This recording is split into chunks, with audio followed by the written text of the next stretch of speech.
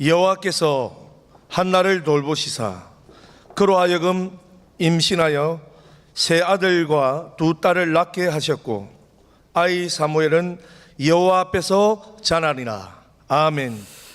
사무엘이라고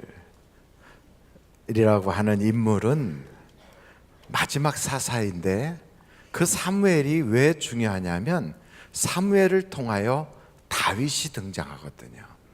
그래서 그 다윗을 통하여 하나님의 역사가 이루어 나가는 그 다윗의 시대의 문을 쫙 여는 역할을 사무엘이 하게 됩니다. 그런데 오늘 그 사무엘의 어머니 한나라고 하는 여자는 아이를 못 낳는 여자예요. 자기의 라이벌인 분인나라고 하는 여자는 아이를 잘 낳는데 이 한나는 애를 못 낳아요. 참 불공평하지 않아요? 어떤 사람은 그냥 결혼해서 아이가 쑥쑥 낳는데 어떤 사람은 결혼해서 그렇게 기다리는데도 아이만 나오면 사랑해주고 행복하게 해줄 걸 다 준비가 됐는데도 아이가 없어. 어떤 사람은 세상에 그냥 막 살아도 건강한데 어떤 사람은 열심히 자기 건강 관리를 하는데도 아파가지고 골골해요. 그런 걸 보면 이 세상은 공평하지 않은 것 같아요. 이 세상은 또 정의롭지도 않고 또 공정하지도 않은 것 같아요. 그래서 우리가 착각하지 말아야 될 것은 이 세상은 천국이 아니다 하는 겁니다. 이 세상은 천국인 줄 알고 살면 안 돼요. 이 세상은 천국이 아니에요. 그래서 세상에 보면 다 정말 겉으로 보기에는 행복해 보이고 겉으로 보기엔 부족한 게 없어 보이는데 알고 보면 문제 없는 사람이 없는 거예요. 그래서 문제 없는 동네가 어디냐 하고 물어봤더니 저 어디 그 공동묘지 그쪽에 가면 문제가 없다고. 근데 거기 가도 문제가 있다고 그러더라고요.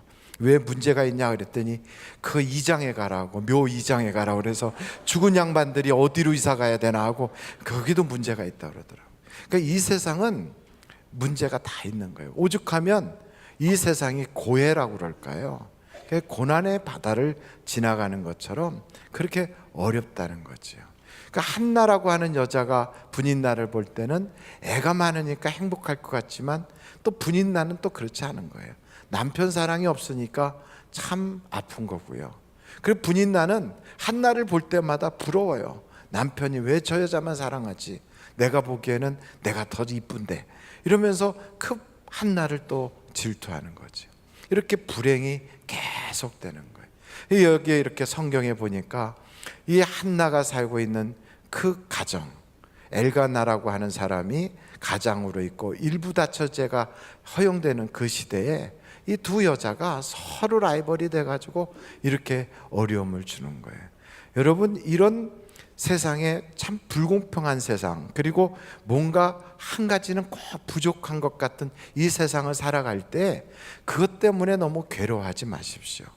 이 세상이 그렇게 불공평하고 천국은 아닌 것 같아도요, 그래도 이 세상에서 하나님은 우리로 하여금 멸관을 받을 일들을 하게 하신다고요. 그러니까 이 세상이 천국은 물론 아니에요. 그러면서도 이 세상에서 하나님께로부터 상 받을 일을 할 수 있는 인생의 경주장이에요. 그래서 마치 어린아이들이 소풍 가갖고 마지막 그 보물찾기 하는 것처럼 막 다니다 보면 나무 숲 속에 혹은 돌 밑에 이런 데다가 보물 해갖고 종이에다가 글씨 써서 넣는 거, 그거 찾는 것처럼 우리가 이 세상 살다 보면 때로는 사람 때문에 어렵고 물질 때문에, 환경 때문에, 신앙생활 하는 것 힘들고, 같은 교회 다니면서도 갈등 생기고 이런 거 할 때 어렵지만 그 어려운 인생의 경주장에서 뒤처지지 말고, 아, 여기가 상 받는 곳이야. 내가 여기서 하나님 바라보고 잘 달려가면 하나님께서 마침내는 상 주실 거야. 이런 마음을 가지고 이 땅에서 우리가 육신을 입고 있는 동안에 하나님 앞에 섰을 때 잘했다 칭찬받을 일들을 하는 것이 바로 하나님이 우리를 이 땅에 보내신 목적이라고요. 그래서 우리는 이 세상을 달려갈 우리의 길이 있어요. 세상 사람들과는 좀 다른 길이 있다고요. 그리고 우리가 지켜야 될 믿음이 있는 거예요. 그리고 우리가 싸워나가야 될 우리의 싸움이 또 있어요. 세상 사람들은 성공을 위해서 싸우고 또 생존 경쟁이라고 그래서 돈을 많이 벌려고 싸우고 그리고 입신양명하려고 싸우지만 우리의 싸움은 그런 거하고는 다른 거예요. 우리 주님 앞에 섰을 때 어떻게 평가받을까? 그 일을 놓고 우리가 싸우는 거지요. 그래서 우리의 싸움을 성경은 뭐라고 표현하냐면 선한 싸움이라고 그래요. 그래서 우리에게는 길이 있어요. 우리에게는 지켜야 될 게 있어요. 우리에게는 싸워야 될 싸움이 있는 거예요. 그런 싸움을 싸워 나갈 때 우리가 잊지 말아야 될 건 이 세상은 경주장이구나. 이걸 잊지 말아야 돼. 여러분, 우리 대한민국의 양궁 선수들이 올림픽이라든지 아시안 게임 같은 데 나가면 금메달을 막 그냥 많이 쓸어와요. 근데 그 선수들이 나가기 전에 한국에서 선발대회 하는 게 사실은 그 외국 나가서 경쟁하는 것보다 더 어렵다고 그러잖아요. 많은 과정을 거쳐서 선수를 선발하는 거예요. 그래서 그 선수로 뽑힌 것만 해도 굉장한 영광이에요. 여러분, 우리가 이 땅에 와서 인생의 경주를 경주하게 됐다는 것도 영광이라고요. 내게 왜 이렇게 불평한가? 이것 왜 이렇게 또 불공평한가? 이 세상에 왜 이렇게 나에게는 험진가? 이렇게 생각하지 말고요. 이 세상에는 내가 지금 메달 박스 안에서 경쟁하는 거야 생각한다면 뽑힌 것만도 여러분 굉장히 영광이에요. 할렐루야. 이 세상에 여러분 1등하지 못한 사람 아무도 못 왔어요.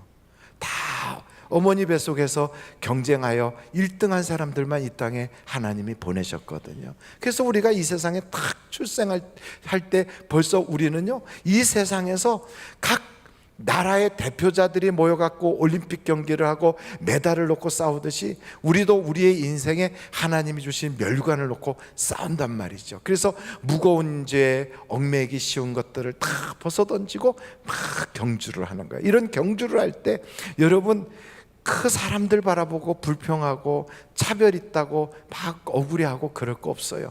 내게는 조금 불편할지라도, 내게는 조금 또 손해가 될지라도 여러분 괜찮아요. 달리면 하나님이 공정하게 평가해 주실 줄로 믿습니다. 저는 달리기 하면서 달리기 선수들 이렇게 보니까 키 큰 선수하고 키 작은 선수하고 따로 달려요? 같이 달려요? 같이 달려요. 아니, 다른 경기는 체급에 다 다른데 태권도도 체급이 있고 박싱도 체급이 있고 레슬링도 체급이 있는데 아니 왜 달리기는 체급이 없을까? 키 큰 선수와 키 작은 선수 막 달려가는데 키 큰 선수가 성큼 걸어가면 키 작은 선수 2번 빠박 이렇게 뛰어야 같은데 이거를 그냥 같은 운동장에서 뛰게 한단 말이에요. 여러분, 우리가 인생을 살아가다 보면 어떤 사람은 출생할 때부터 부모의 좋은 머리를 타고난 사람이 있는가 하면 어떤 사람은 부모가 술 먹고 애를 낳아가지고 머리가 약간 한쪽이 비어가지고 태어나는, 그 경쟁부터 시작부터가 벌써 차이가 있잖아요. 그 여러 가지 차별을 받고 인생을 시작한단 말이에요. 그래서 세상이 불공평하다, 억울하다 이렇게 생각하지 마세요. 그런 여러 가지 끼우러진 것 같은 경주장에서 우리가 뛰어도요, 세상의 평가하고는 전혀 다른 하나님의 평가가 있다고요. 그 하나님은 우리에게 각자에게 주어진 그 일을 성실하게 달릴 때 하나님께서는 우리에게 상급 주시는 걸 믿습니다. 우리의 표대가 되시는 예수 그리스도를 바라보고 뒤에 것은 잊어버리고 막 달려가는 거예요. 그래서 오늘도 또 달리는 거예요. 신앙생활에 우리에는 경주장에서 지금 막 달리면서 어떻게 하면 하나님 눈에 띌까, 어떻게 하면 하나님을 기쁘시게 할까 이러면서 달리는 그런 인생이 되기를 간절히 바랍니다. 그렇게 달려갈 때 여러분, 이 세상이 낙원은 아니지만 기도하면 광야도 낙원이 될 수 있어요. 여러분, 여기에 보니까 한나라고 하는 여자, 그 인생에는 부족한 게 있는 거예요. 부족한 게 없는 사람이 어디 있겠어요? 다 괜찮은 것 같아도 아직 내가 어떤 병이 있는데 그걸 못 발견해서 지금 모르는 사람도 있을 것이고요. 또 앞으로 어떤 일이 생길 것인데 거기까지 우리가 아직 가질 않아서 그 일이 미처 터지질 않아가지고 괜찮은 줄 알고 이렇게 하고 살지만 내일 있을지 모레 있을지 모르는 거예요. 우리에게는 어떤 일이 앞으로 생길지 모르잖아요. 내일 일은 난 몰라요. 하루하루 살아요. 어찌됐든 우리는 내일 일을 몰라요. 그냥 사는 거예요. 마치 우리 하나님이 우리를 딱 바라볼 때 지렁이 같이 보일 거예요. 지렁이. 그래서 성경에 지렁이 같은 야곱아, 지렁이가 보면 뿔이 달렸습니까? 발이 뭐 그냥 타조처럼 잘 달립니까? 아니면 갑옷을 입었습니까? 이빨이 단단합니까? 눈이 좋습니까? 아무것도 없어요. 그냥 몸뚱아리 자체가 그냥 고깃덩어리. 그것 가지고 인생을 살겠다고 이 세상에 탁 와서 비 오는 날 땅속에서 슬금슬금 겨울 나와요. 그 무슨 대책이 있다고 그렇게 살겠어요? 그래도 지렁이도 이 세상에서 살아가는데 우리는 아무런 대책이 없는 것 같아도요, 여러분 그 광야 같은 인생 거기서 하나님께 기도하면 하나님이 역사해 주시는 거예요. 마라에 쓴물이 있어도 거기서 기도하면 기도한 그 사람에게는 그것이 단물이 되게 하는 거예요. 여러분 모세와 일반 성도들이 뭐가 달랐느냐면 모세는 문제가 있으면 기도했다는 거예요. 다른 사람들은 문제가 있으면 원망하고 불평하고 자기 팔자 탓하고 그리고 정말 땅을 치고 울었다고요. 여러분 인생 운다고 해결 안 돼요. 정말로 억울하다고 막 억울하다고 하소연한다고 해결되지 않아요. 기도하면 하나님이 해결해 주시는. 오늘 여기 성경에 보니까 한나와 분인나라고 하는 이 라이벌 두 여자가, 한 여자는 사랑이 부족하고 한 여자는 아이가 없고, 그러니 이 두 사람이 다 뭔가 결핍이잖아요. 이렇게 부족할 때 한 여자는 자기의 부족함을 싹 감추고 다른 사람에게 과시하고 다른 사람의 마음을 격동시키고 다른 사람에게 한번 보란 듯이 한번 확 휘두르고 그러면서 자기 속을 풀어보려고 했지만 그런다고 속이 풀립니까? 여러분 술 먹는 사람들이 술 한번 확 먹어버리면 순간의 아픔과 고통을 잊어버리지만 깨고 나면 머리만 더 아프고 더 힘들고 환경은 하나도 변한 게 없어요. 마찬가지예요. 그렇게 그냥 해질러든다고 그게 일이 더 좋아지는 게 아니거든요. 근데 한나는 그때 어떻게 했느냐? 기도했어요. 기도. 여러분 저를 따라해 보실까? 기도하면 광야도 낙원이 될 수 있다. 여러분의 인생살이가 광야 같을지라도 내 가정은 광야야. 나는 어쩜 세상이 이렇게 안 풀릴까? 나는 왜 내 주변에 있는 사람들이 다 그렇게 좀 어려움 주는 사람들만 있을까? 그렇게 생각할 때 여러분 인생을 억울하다고만 생각하지 마세요. 손금 보고 내 팔자 이럴 것도 없어요. 얼굴 거울을 바라보면서 아이고 내 광대뼈가 나와서 그런가 봐. 그런 거 아니에요. 여러분 그 얼굴에 뭐 그게 골상하기 어떻고 그 인상이 어떻고 손금이 어떻고 내 사주팔자가 어떻고 상관없어요. 예수 믿는 그 순간부터 우리는 예수팔자로 바뀐 사람들이에요. 그래서 우리의 신랑은 예수님이시라고요. 여러분 여자는 시집 잘 가면 남편 수준이 여자 수준이 된대요. 군대 가서 보니까 남편의 계급이 아내의 계급이 되더라고요. 그래서 남편이 대장이면 아내도 대장이고요. 남편이 그 쏘이면 아내도 쏘이예요. 그래서 여자들끼리 쫙 만나가지고 가을철 되면 군인들을 위해서 김장을 담을 때 보면 그 여자들이 무슨 계급이 있겠어요? 그런데도 그 안에 사단장님, 사모님, 그리고 참모장님, 사모님 쭉 해갖고 다 달라요. 거기선 계급이 남편 계급으로 여자들이 쫙 이어지더라고요. 그걸 보니까 아 그렇구나. 남편 팔자를 따라가는 게 여자구나. 우리는 예수님 팔자 따라가는 예수님의 신부예요. 그러니까 여러분 지금까지 인생이 어렵게 살았고 내 인생이 안 풀렸고 내 집안이 참 그렇게 다른 집안하고 비교할 때 부끄러워서 말할 수 없는 그런 집안이라 할지라도 괜찮아요. 예수 믿기 시작했으면 이제부터 피는 거예요. 이제부터 예수님 팔자가 내 팔자가 되는 거예요. 그래서 우리 주님이 그러잖아요. 무엇이든지 원하는 대로 구하라. 그리하면 내가 이루리라. 그래.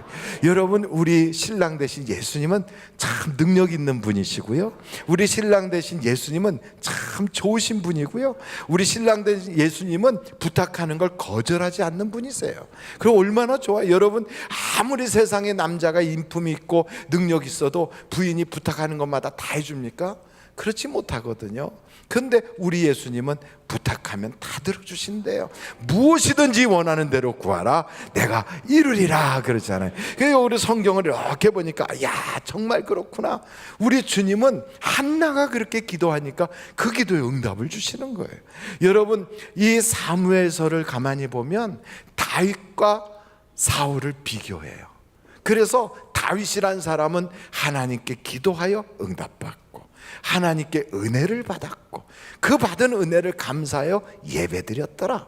이게 다윗의 인생이라면 사울이란 사람은 자기 힘만 의지하고 기도가 없어요. 그리고 이 사람은 은혜 받은 것을 망각해버리고 감사도 없어요. 그리고 하나님께 예배하지 않고 무당을 쫓아다녀요. 그러니까 하나님께로부터 은혜를 받았어도 그 은혜를 그렇게 보답하지 않으니까 은혜를 쏟아버리잖아요. 인생이 꼬부라지고 꼬이고 어려워져요. 그런데 다윗은 시작은 미약한 것 같았지만 그 사람의 인생은 가면 갈수록 기도하니까 하나님이 열어주시고 은혜 받은 감사를 하는 하나님 그렇게 하니까 하나님이 더 부어주시고 또 하나님께 예배하니까 예배의 응답을 주시고 이게 얼마나 다윗의 역사가 그렇게 막 주구장창 풀려나갑니까? 그것 보면 우리의 인생도 똑같아. 기도하면 역사하십니다. 한번 여러분 따라해 보시까? 기도하면 응답 주십니다. 그러니까 교회를 다니면서 기도하지 않는 사람은 요술방망이를 갖다 줬는데 그거 놓고 배고프고 있는 사람이에요. 그러니까 하나님께서 우리에게 무엇이든지 원하는 대로 구하라 그러는데 그걸 안 해요. 만약에 여러분에게 옛날 어렸을 때 그 우리나라 전래 동화에 도깨비 방망이라는 거 있었잖아요. 금 나와라 뚝딱, 은 나와라 뚝딱. 그거 한번 두드릴 때마다 막 나온다니까 얼마나 신나겠어요. 여러분 그런 방망이 하나쯤 있었으면 팔자가 확 열리겠지요? 예, 남편이 바뀌어라 뚝딱. 얼마나 신나겠어요. 그럼 우리 남편이 갑자기 딱 멋있는 인품 있는 사람으로 싹 바뀌어요. 술꾼 남편이 술 다 끊어버리고 교회도 열심히 다니고 얼마나 좋아요. 우리 마누라 바뀌어라 뚝딱 그랬더니 갑자기 마누라가 20대로 싹 바뀌어서 참 여러분 얼마나 신나겠어요. 그러니 그런 도깨비 방망이 같은 거 하나만 있어도 인생이 달라지고 또 우리 전래동화에 그런 거 있잖아요. 3가지 소원을 비는 이야기. 그거 뭐 우리가 다 알잖아요. 첫 번째 하나 생각했더니 내 마누라가 집에서 이런 거 화딱지난다 그래서 이 모든 무거운 거 마누라 등어리가 딱 붙어라 이래 붙었다가 아이고 어떡하나 이거 큰일 났네 떨어져라 그래 떨어지고 그러고서는 나중에 뭐 기껏해갖고 떡 하나 얻어 먹었대나 뭐 그렇다는 거 보면 전래동화를 들으면서 우리가 세상에 그렇게 하루에 3가지 소원만 할 수 있어도 인생이 달라지는데 우리 주님은 그런 제한을 두지 않았어요. 밤에도 낮에도 언제든지. 그래서 노래도 있어요. 언제든지 달려갈 거야. 그런 노래도 있어요. 무조건 무조건이야. 태평양을 건너 대서양을 건너 당신이 부르신다면 달려갈 거야. 여러분 이 세상에 어떤 사람이 그렇게 달려갈 수 있습니까? 비행기표 없어서 못 가요. 예약되지 않으면 비행기 타지도 못해요. 어디는 비자가 있어야 가요. 낮이고 밤이고 비행기가 항상 있는 것도 아니에요. 못 가요. 오직 우리에게 그렇게 오실 수 있는 분은 예수님밖에는 없어요. 그래서 여러분 기도하면 팔자가 바뀝니다. 우리는 이미 하나님께서 예수 믿는 사람으로 인생 운명이 바꿔놨는데 아직도 눈물 흘리고 아직도 신세 타령하고 아직도 팔자라고 가슴치고 있다면 왜 기도를 안 하십니까? 왜? 기도하면 되는 것을. 그 가슴칠 그 시간에 기도하시라고요. 기도할 수 있는데 왜 걱정하십니까? 기도하면서 왜 염려하십니까? 기도하면 인생이 달라질 수 있어요. 여러분 만나책에 이런 이야기가 있어요. 만나책 다 가지고 계시죠? 그 한번 여러분 만나책 109페이지를 딱 피면 거기 김장한 목사님이 거기에 그 설교한 내용이 거기에 있거든요. 그 설교하신 내용이 뭐냐면 미국의 노예 제도가 있을 때 탐이라고 하는 흑인 아이가 도둑질을 해가지고 흑인 아이인데 그 주인 거를 훔쳤다가 주인이 화가 나서 그 아이를 판 거예요. 노예 시장에다 내놓은 거예요. 바로 팔려나가지 않으면 나중에 가장 힘든 노역을 하는 곳으로 팔려갈 수밖에 없어서 거기 그 노예 시장에 나가 있는 사람들은 다 빨리 좋은 주인 만나서 팔려가기를 그렇게 기대하고 있는 거죠. 그런데 이 톰이라고 하는 아이는 거의 저녁 때가 되도록 안 팔리는 거예요. 그러니까 이 톰이 기도하기 시작했어요. 비록 도둑질했던 아이지만 기도한 거예요. 하나님, 내가 도둑질해서 이렇게 노예로 팔려나가게 됐어요. 노예 시장에 와 있는데 다른 아이들은 지금 다 팔렸는데 나는 안 팔리고 이러고 있으면 막장으로 내가 들어가서 일을 해야 되는데 하나님, 나 좀 빨리 팔려가게 해주세요. 그리고 기도를 했어요. 그렇게 기도하는데 어떤 분이 오셨다는 거예요. 지갑에서 돈을 다 꺼내면서 그 아이의 노예 문서를 나한테 주시오 하고 돈을 딱 지불을 하더라는 거예요. 아우, 다행이다. 그래갖고 오면서 그 주인을 따라가면서 그 생각을 했대요. 내가 정말 이제부터는 성심을 다해서 내가 주인을 잘 섬겨야지. 그리고 쫓아갔더니 그 톰을 산 그 사람이 너 내가 주인인 줄 아냐? 너 진짜 주인이 있어. 누구신데요? 그러면서 누구냐고 물었더니 예수님이 나의 주인이고 너의 주인이야.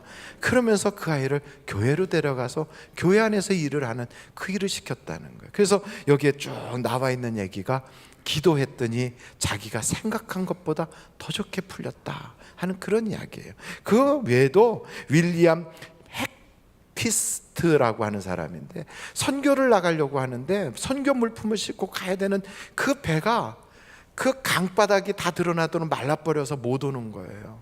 그래 기도를 했대요. 부인과 함께 하나님, 이 배를 띄워야 선교 물품을 싣고 가는데 갈 수가 없어요 하고 막 기도를 했더니 하나님께서 비를 내리셔가지고 물이 막 불어올라오기 시작하면서 배를 띄울 수 있게 됐대잖아요. 그러니까 여러분, 우리의 인생도 그런 일들이 한두 가지가 아니에요. 여기 성경에 보니까 사울이라고 하는 사람은 기도할 시간에 기도하지 않으니까 염려 걱정이 떠나지 않아요. 시기 질투만 하는 거예요. 그래갖고 나중에는 악신이 들어가지고 그래서 다윗을 이렇게 쳐다보다가 결국은 하나님과 멀어지잖아요. 근데 다윗은 그런 어려움이 있을 때 그때마다 기도해요. 어떻게 기도했는가 한번 여러분 성경 사무엘상을 한번 찾아보실까요? 사무엘상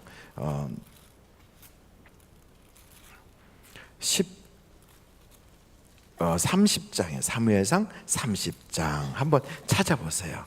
1절서부터 한번 보겠어요. 다윗과 그의 사람들이 사흘 만에 시글락에 이른 때에 아말렉 사람들이 이미 네겝과 시글락을 침노하였는데 그들이 시글락을 쳐서 불사르고 거기에 있는 젊거나 늙은 여인들 한 사람도 죽이지 아니하고 다 사로잡아 끌고 자기 길을 갔더라. 다윗과 그의 사람들이 성읍에 이르러 본즉 성읍이 불탔고 자기들의 아내와 자녀들이 사로잡혔는지라. 이제 이렇게 사건이 벌어진 거예요. 다윗과 다윗의 같이 함께하는 부하들이 전쟁에 나가겠다고 갔다가 돌아와서 보니까 자기들이 살던 그 집이 다 불타버리고 가족들이 다 잡혀갔어요. 한 사람도 동네에 남아있는 사람이 없어요. 이 사람들이 얼마나 암담하겠어요. 하늘이 무너지는 것 같죠. 이렇게 기가 막힌 인생의 광야가 왔을 때 다른 사람들은 지도자 잘못 만나서 그렇다, 다윗을 때려 죽이자 막 이러면서 다윗에게 대해서 얘기하거든요. 여러분 한번 4절 5절 다시 읽어볼까요? 다 같이 읽겠습니다. 시작. 다윗과 그와 함께한 백성이 울 기력이 없도록 소리를 높여 울었더라. 다윗의 두 아내 이스라엘 여인 아히노암과 갈멜 사람 나발의 아내였던 아비가일도 사로잡혔더라. 6절이에요. 다 같이 한번 읽겠습니다. 시작. 백성들이 자녀들 때문에 마음이 슬퍼서 다윗을 돌로 치자 하니 다윗이 다급하였으나 그의 하나님 여호와를 힘입고 용기를 얻었더라. 다른 사람 같으면 막 남 탓하고 그냥 죽이자 살리자 막 이래요. 근데 다윗은 그때 하나님을 의지하고 힘을 내는, 그 힘을 내서 어떻게 했는가? 그 다음에 계속 한번 읽어보겠어요. 7절 다 같이 한번 읽어보실까요? 시작. 다윗이 아히멜렉의 아들 제사장 아비아달에게 이르되 원하건대 에봇을 내게로 가져오라. 아비아달이 에봇을 다윗에게로 가져가매 다윗이 여호와께 묻자와 이르되 내가 이 군대를 추격하면 따라잡겠나이까 하니 여호와께서 그에게 대답하시되 그를 쫓아가라. 내가 반드시 따라잡고 도로 찾으리라. 여러분 기도했잖아요. 하나님께 물었잖아요. 그 하나님이 어떻게 하시는가? 여러분 한번 16절 보세요. 16절 다 같이 한번 읽어보실까요? 시작. 그가 다윗을 인도하여 내려가니 그들이 온 땅에 편만하여 블레셋 사람들의 땅과 유다 땅에서 크게 약탈하였으므로 말미암아 먹고 마시며 춤추는지라. 다윗이 새벽부터 이튿날 저물 때까지 그들을 치매 낙타를 타고 도망한 소년 400명 외에는 피한 사람이 없었더라. 다윗이 아말렉 사람에게 빼앗아 갔던 모든 것을 도로 찾고 그의 두 아내를 구원하였고 19절 또 한번 같이 읽어보실까요? 시작.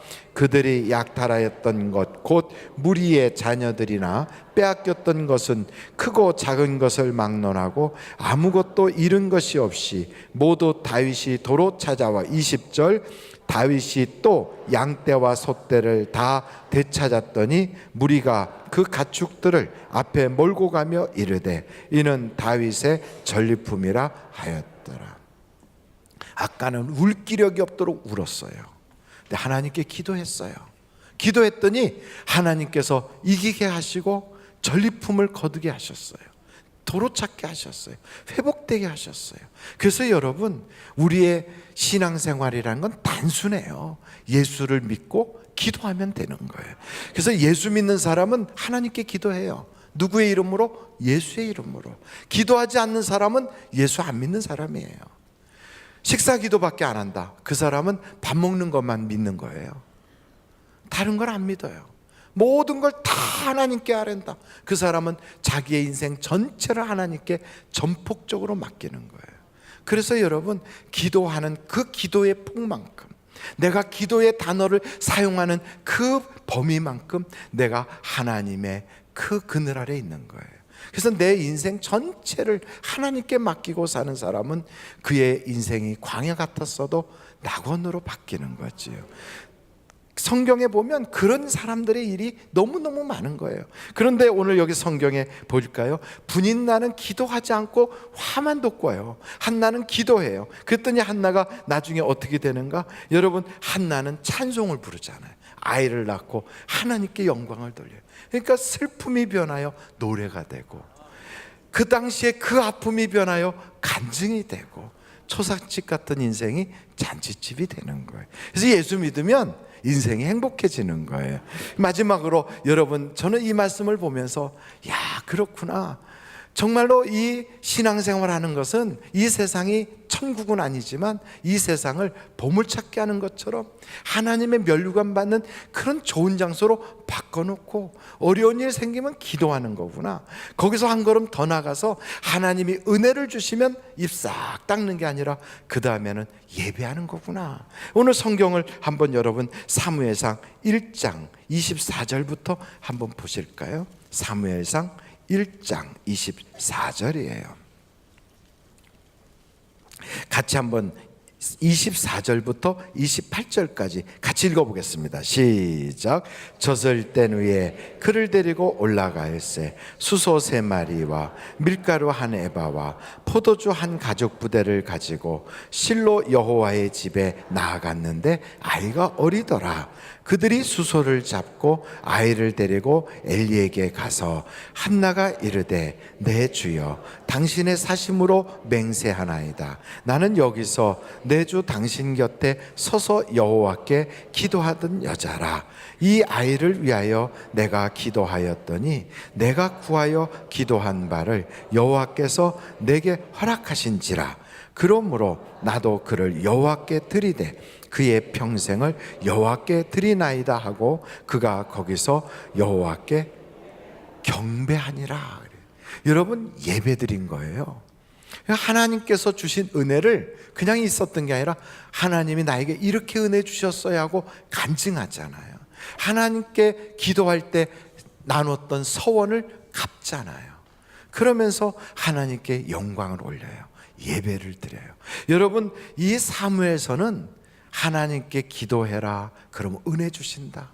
그리고 예배하면 하나님께서 주신 은혜를 더 풍성하게 해주신다.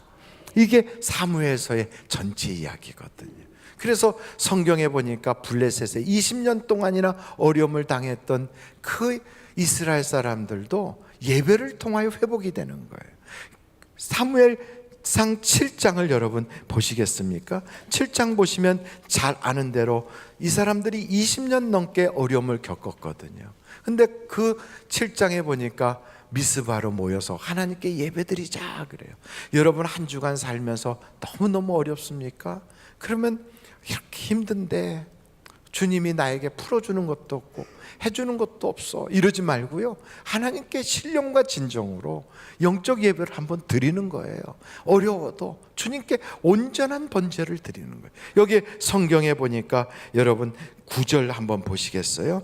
사무엘상 7장 9절서부터 사무엘이 젖먹는 어린 양 하나를 가져다가 온전한 번제를 여호와께 드리고 이스라엘을 위하여 여호와께 부르짖음에 여호와께서 어떻게 했다고요? 응답하셨어요. 그래서 오늘 이 예배도요, 바로 그런 예배예요. 한 주간 동안 기도하는 거예요. 한 주간 동안 세상에 살면서 힘들었어요. 그래도 그 모든 기도의 응답이 바로 이 예배 때 오는 거고요, 바로 이 예배를 통하여 묶였던 문제들이 풀어지는 거예요. 그래서 여러분, 성경에 계속 한번 보실까요? 하나님이 어떻게 역사하시는가? 10절 같이 한번 읽어보실까요? 시작. 사무엘이 번제를 드릴 때 블레셋 사람이 이스라엘과 싸우려고 가까이 오매 그날에 여호와께서 블레셋 사람에게 큰 우레를 발하여 그들을 어지럽게 하시니 그들이 이스라엘 앞에 패한지라. 이스라엘 사람들이 미스바에서 나가서 블레셋 사람을 추격하여 뱃갈 아래에 이르기까지 쳤더라.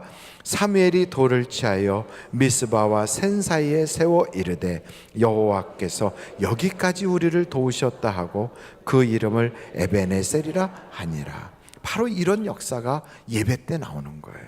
그래서 여러분, 예배 드리러 올 때 예배를 구경하러 오는 게 아니에요. 예배는 보는 게 아니고 예배는 드리는 거예요. 온전한 번제를 드리는 거예요. 여러분, 사무엘 하의 마지막 부분에 가면 또 예배를 통하여 하나님이 역사해 주는 내용이 사무엘 하 24장에 나와요. 그 24장에 보면 다윗이 하나님께 잘못하여 이스라엘 백성들이 큰 재난을 겪게 됐어요. 온역이 왔어요. 어려움을 겪는 거예요. 사람들이 전염병으로 쓰러지는 거예요.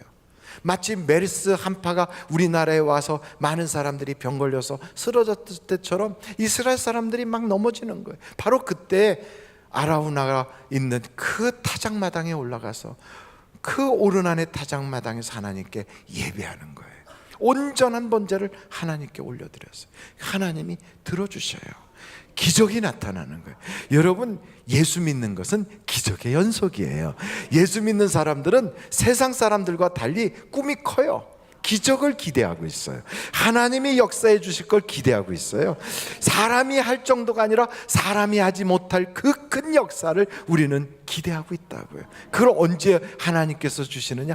예배할 때 주시, 예배할 때. 그래서 오늘 이 예배가 여러분의 인생을 확 바꿔놓는 터닝 포인트가 되고 전환점이 되고 그동안에 병들었던 육신, 힘들었던 생활, 어려웠던 가정 살림이 확 풀려나가는 하나님이 역사하는 예배가 이 예배가 되시기를 주님의 이름으로 축원합니다.